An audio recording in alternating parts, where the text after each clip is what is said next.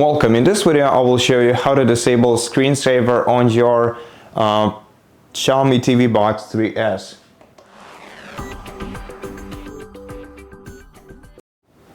We cannot disable screensaver directly, but we can make it never appear on our TV screen, and to do that we're gonna have to select quick settings icon on the home screen, then go to all settings from here and scroll down to system.